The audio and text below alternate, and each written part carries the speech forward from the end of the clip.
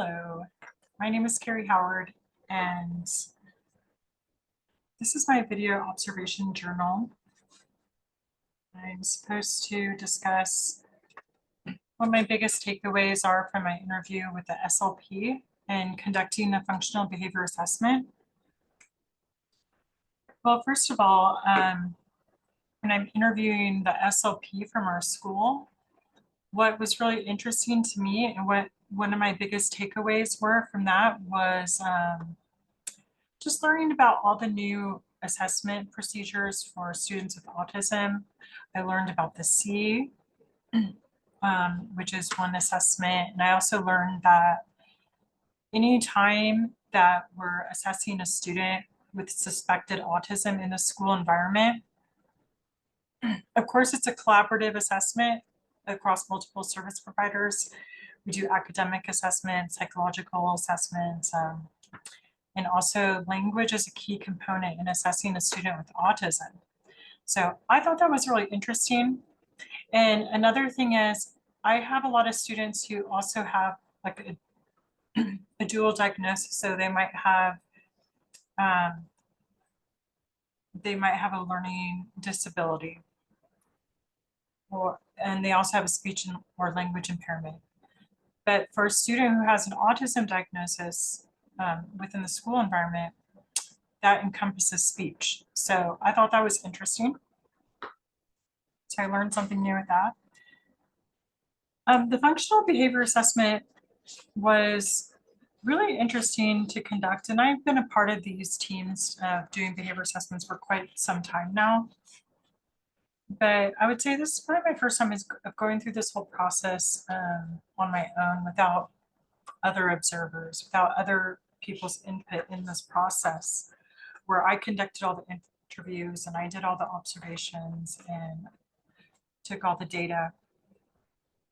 One thing that I really appreciated about this process was this functional assessment matrix. This is the first time I've seen this type of data sheet, and it was really interesting to see like where the behavior fell on this chart, whether it was to obtain or to avoid, for example, attention, or to obtain or avoid tangibles or activities, or to obtain or avoid different sensory conditions. So you can see like some behavior kind of landed on both sides of the chart, but it's obviously much more landing on this side of the seeking. This particular student that I observed, he seems to prefer attention from staff or adults, such as a teacher or classroom aides. A lot of his behavior was, and that's just based on the data from the ABC collection chart. The consequences of a lot of his behavior were that he was getting a lot of staff attention, or the staff would come and sit right next to him. And I think he does like that.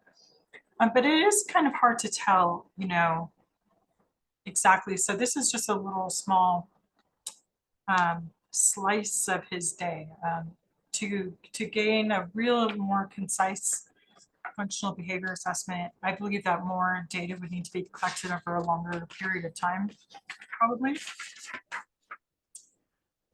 It was very, very obvious for this student that he had a lot of task avoidant behavior. A lot of his aggression, I did two behaviors. I did aggression and eloping, but they seem to kind of coincide with each other.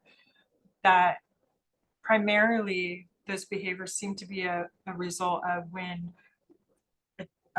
in response to a task, he would either get up, run around the seat, or he would throw his paper, throw his pencil, or even try to kick his desk.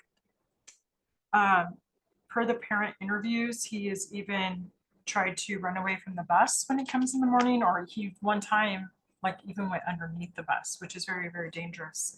So that seems like avoidant behavior, like he's trying to avoid going to school, or when he has an academic task presented to him, like choral reading where you're reading as a whole group, or doing worksheets, even if he has staff support or teacher support, he's still engaging in those avoidant behaviors, aggression or running away or running out the door. Now, I think it might be important to note that some of like the eloping behavior could also possibly have a sensory element to it.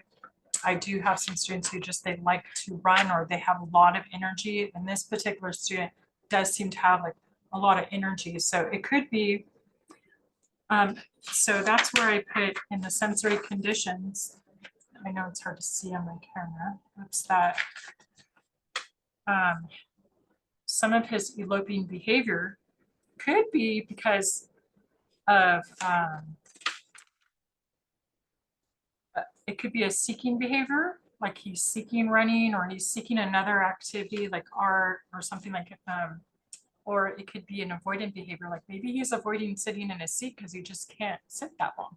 So maybe he has difficulty being seated for prolonged periods of time.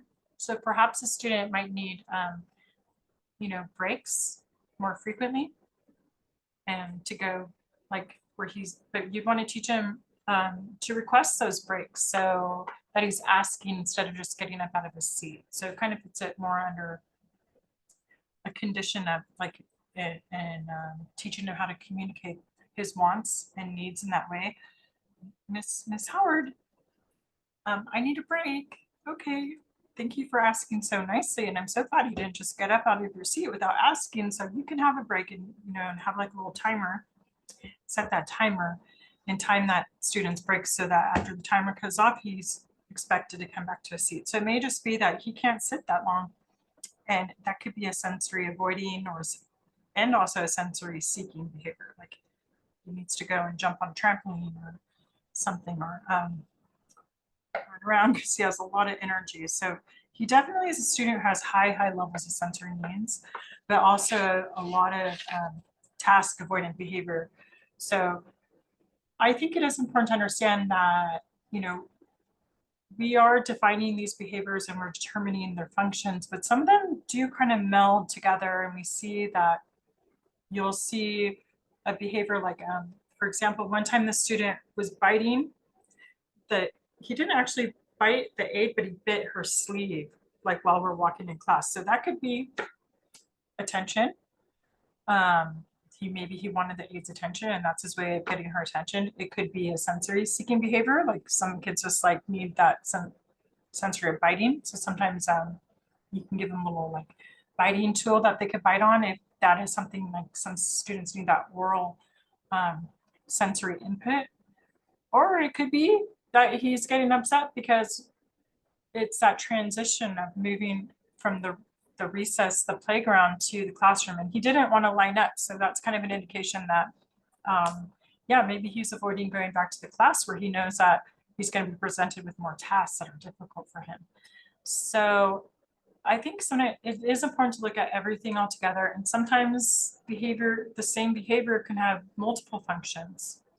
So having that data is really important because, yeah, we see that sometimes it could fall in this category or this side, but primarily it's looking like this is a seeking behavior, or primarily it looks like this is an avoidant behavior. So that's how we're going to initially start to implement our interventions with them.